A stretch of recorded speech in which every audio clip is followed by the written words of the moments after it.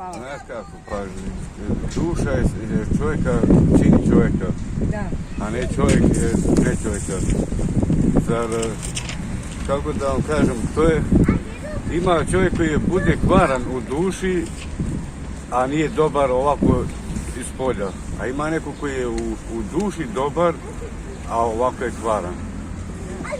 Šta kvari čovjeka? Pa kvari novac čovjeka, kvari droga, društvo, alkohol, to najviše kvari. I ako imaš te auto i to isto kvari.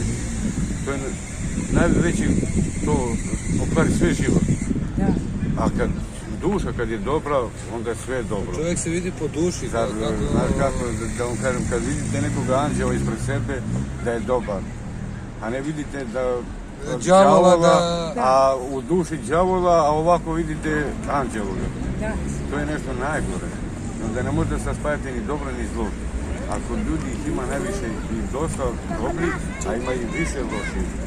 A u većinom ovaj svijet ima više ljudi koji su loši nego što su dobri. Malo se nađe tih dobrih ljudi. Ali da će Bog, nadamo se da će biti možda i bolje svi da budemo isti kao anđeli. A jedno pitanje, može li čovjek danas malo da se trude bude dobar, pa posle nije malo dobar, pa opet dobar i da ga zovemo dobrim čovjekom? Ne može. Čovjek mora stalno da bude dobar. Čovjek mora da bude stalno u duši dobar. Da. Ne ovako. Zar on, ako je stalno tako, on će biti za uvek takav. Nije to krava. Ne može da ga napraviš kako treba ka onog anđeloga. Da. Zar on u njega isto ima toga zlo Da. koji ne treba i onda ne može da mu vjeruje. Nije ona krava što sam ja sam iz sela. Okolina Šapca. Nije ona krava što daje 25 litara mleka i uzme nogom i krk i obori.